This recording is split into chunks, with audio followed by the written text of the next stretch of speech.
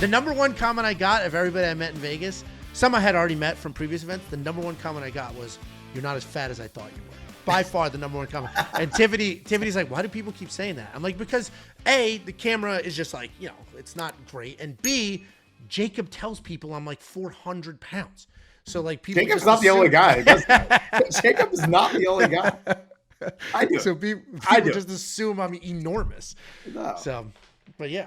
And I wore True Classic shorts, which are perfect because they're tight here and then loose here. So it's actually great. All right. Fucking dork. The biggest complaint about the UFC over the last year or so is that we have no superstars. Once Alex Pereira, oh my God, I was going to say Poatan and Pereira, and I said Alex Pereira, like some redneck ordering a side at a barbecue joint. But once Alex Pereira lost his fight, we truly were done with superstars. You can hang on to the glimpse of John Jones, but he is now officially gone. But it seems like Ilia Topuria has stepped up to the plate. He is here. He has arrived, and he is officially the UFC superstar. The question is, how long will he be a superstar? And can he be as big as Conor McGregor, or is he already there now? There's also been accusations of him trying to aura farm Conor with very similar tattoos. He said, "I'll drag my nuts across your face" to Paddy Pimblett, which is something that Conor McGregor has said in the past. Is Ilia Topuria as big, or can he be as big of a star as Conor McGregor? My name is Angelo. This is Josh Thompson, and welcome to Bad Takes. Josh, what are your thoughts on the Ilia Topuria superstar situation? Can he be that big? Alex Potato. Alex Potato. Alex Potato. That was great. Oh, man. I love when you try to put two words together and it just ends up coming out that way. My brain just fires so quickly. I'm unbelievably smart. My mouth can't keep up sometimes. That's very hard to believe. You're from Connecticut. The mouths just never stop from Connecticut. So now imagine how quickly my brain is working. It's firing on all cylinders, right? All of them. Overall, I think, man, look, I honestly believe, look, he is the better fighter than Conor McGregor ever was. Look, Conor McGregor was obviously skill-wise. He can stuff the wrestling. He's got the grappling. You saw that. He put Charles Oliveira right into the crucifix right away. Holy cow. How many people have been able to do that to Charles Oliveira? Out-grappled him, yeah. I was like, wow. And he went from the guard position to that position right into crucifix. Wasn't able to solidify it, but, he got him into that position. That is not an easy position to get people into, especially when they have experience grappling, as does Charles Oliveira at the level that Charles has it. That being said, also, the striking, the power, it's just a different style. It's not as flamboyant. It's not as, like, bouncing around on the outside. He's not, looking pretty while he's doing it.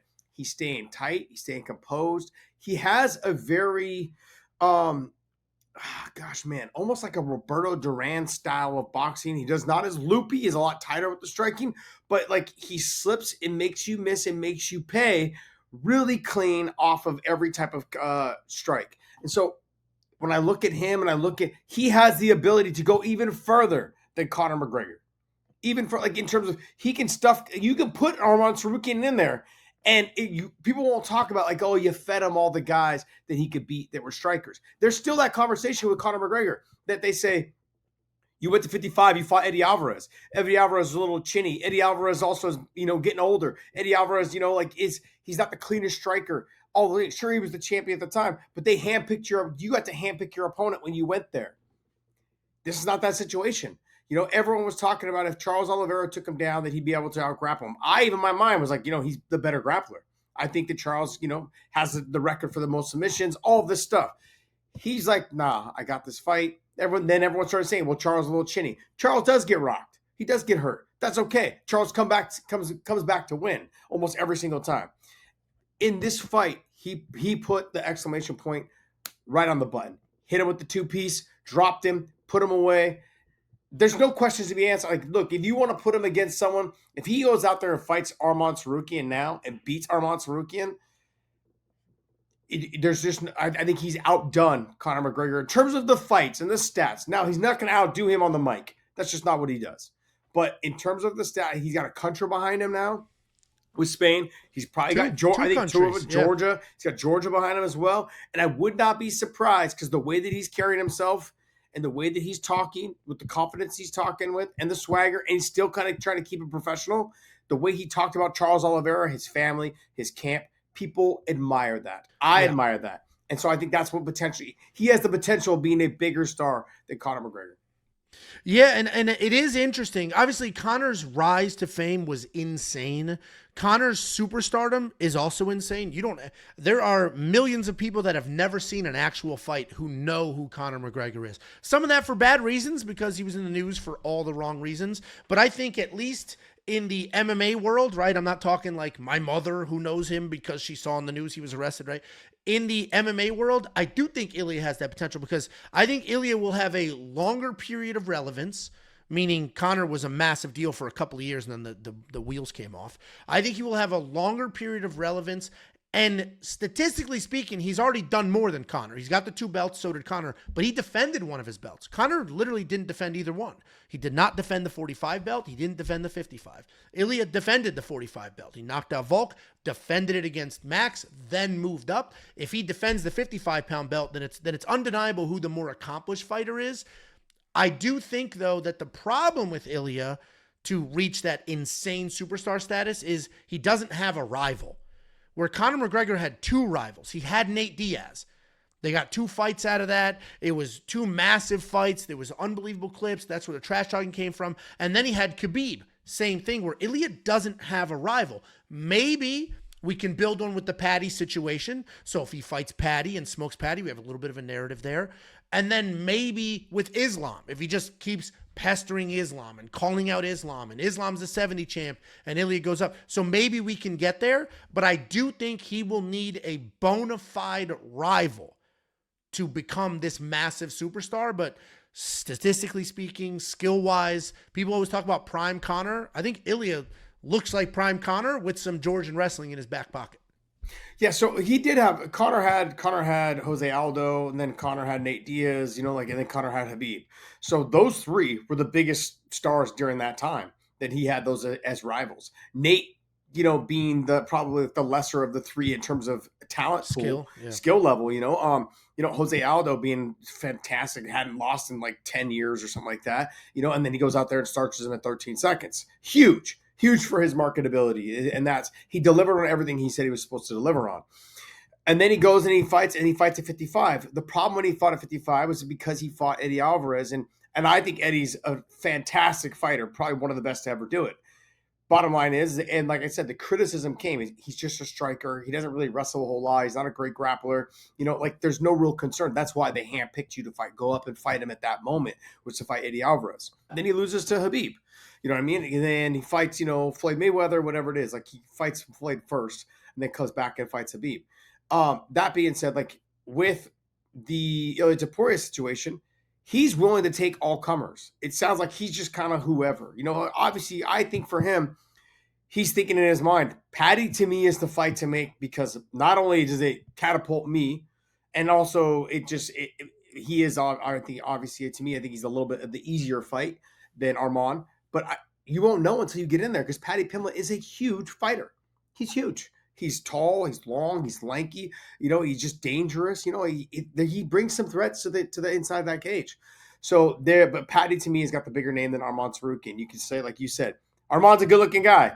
Okay, he's a good fighter. He's very talented. But Paddy Pimblett's got a bigger following. And if I'm Ilia Topuria, I'm trying to take that fight more so over than the Arman fight. But I don't think that Ilia Topuria is ducking either guy. He's going to say, whoever they decide to put in front of me, I'll fight.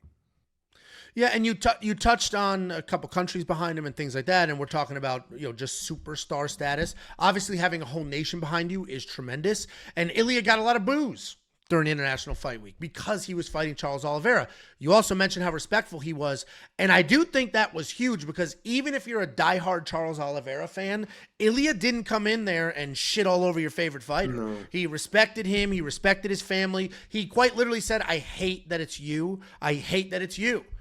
But it is, and this is my journey now. So he was unbelievably respectful. There was that moment in time from the vlogs, the Fight Week vlogs, where they were both in the sauna together, just asking about each other's kids. And like those type things will do a great job humanizing Ilia for the haters. And I know it's fun to hate on him right now with the memes of like, he knocked out all our favorite fighters. This is criminal. He's got to go to jail. But doing those things are why he is as big as he is. He will have Spain behind him. He obviously speaks Spanish. I imagine some of the other Spanish-speaking countries, right? If you're Mexican, I know it's a completely different country, and even the Spanish dialect isn't the same. But I imagine you're going to start rooting for some of your people here. And then obviously Georgia, he's got the relationship with Marab and Garam, and he is of Georgian descent, so he does have a couple of full-blown nations behind him that aren't even next to each other on a map. And as long as he continues to do what he is doing, which is absolutely smoke people, I absolutely think he can be in the MMA world as big, if not bigger than Conor. And you know what? Maybe in Spain, he will eclipse him because we live in our own little bubble here and we don't quite see how tremendous some of these fighters are where they're actually from. But I think the sky's the limit is, for Ilia, as long as he continues to do the inside of the octagon piece, because he doesn't have the Conor mouth to carry him when he loses. No, he does not. He does not have the Conor mouth to carry him when he loses. And the one thing he will not get is, Conor McGregor was able to capitalize on the boxing fans. So even though he went out there, he went 10 rounds or whatever it was with 10 or 11 rounds with Floyd Mayweather. That made people go like, oh, he's not as bad as we thought. And they're like, oh, but Mayweather was carrying him, but it doesn't matter. He still went 10 rounds or whatever it was with him. All that being said, though, then he comes back, and I think Conor had a good fight with he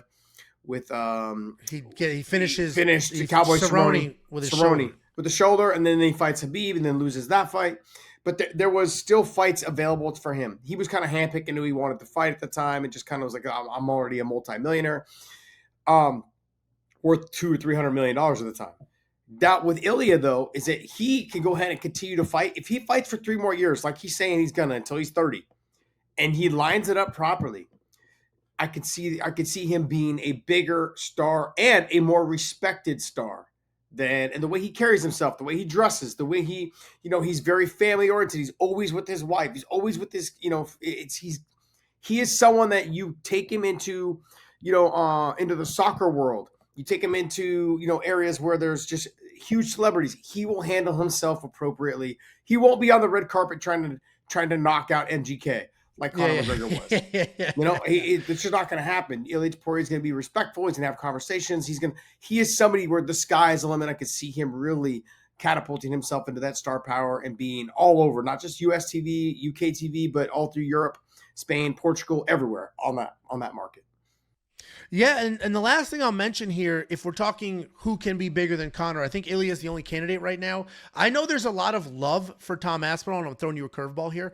But I would go out there and argue that all of the attention Tom Aspinall has been getting the last 2 years is because of Jon Jones's unwillingness to fight him. Mm-hmm. Now that narrative is gone and Tom Aspinall is just the regular champion that can fight whoever, I don't think Tom Aspinall is going to sell pay-per-views at a rate that people expected him to based off the amount of people talking about him. I don't think Tom Aspinall is going to be this massive star because he's just too damn normal. He is normal. He is likable. And I don't think he's going to be this massive star. And typically speaking, the heavyweight champ should be one of your biggest stars, and I don't think he's going to be. I think the attention he's been getting and all the talk about him the last few years has quite literally been because of Jon Jones not willing to fight him. And now that that's not a talking point, Tom will just beat Cyril Gane, and it'll do mid-level buys, and nobody will care that much. Okay, so I would normally agree with you, but I think it's all gonna come down to how he performs in his first pay-per-view. It's going to come down to not in numbers wise. How does he perform in that fight? Does he go out there and beat Cyril Gane in less than a minute? Because then he's like, "Hey, John, I beat him faster than you." Like there's marketability there. Like if he goes out there and he goes the distance with Cyril Gane, I could just see Jon Jones going, "Oh yeah, I did it in a minute and a half. What took you so long?" Right? Like he's got to go out there and put Cyril Gane away quickly, and he's got to set the precedent. Like, hey, I was waiting around for you because you were considered the champion. I don't care anymore. I'm the champion now. You've forfeited that, and now here I am. I'm going to go through Cyril Gane. I'm going to beat Gelton Almeida. I'm going to go ahead and work my way through the rest of this thing a couple times over, and his star power I think will come naturally. Sure. But he's got that first fight is where he's got to show the world that he can deliver. That he can deliver at a Jon Jones level of destruction. Like he can beat somebody that quick. He can beat somebody with a great performance. If he goes out there and makes Cyril Gane look like a chump, I think people are going to jump on the bandwagon. They're going to say, hey, he's got a whole country behind him. He's got the whole UK behind him. And now he delivered. And then the narrative is going to continue on. John Jones ducked him. He saw what would happen, and that's why. And so that narrative will continue to stay with him, and it'll just deflate John Jones's marketability or whatever it is, his legacy that he left behind. It'll deflate that as Aspinall starts to make a run towards his own legacy. Sure. The only other candidates I'll throw out there, one is Poatan, but he's just entirely too old. He would have to knock out Ankalaev, just like knock that dude out, get that fight behind him and be like, see, and then move up to heavyweight. And if he's able to do that and have success there, he could further hit, because he already is a superstar, but this could put him in that conversation of one of the biggest superstars we've ever seen.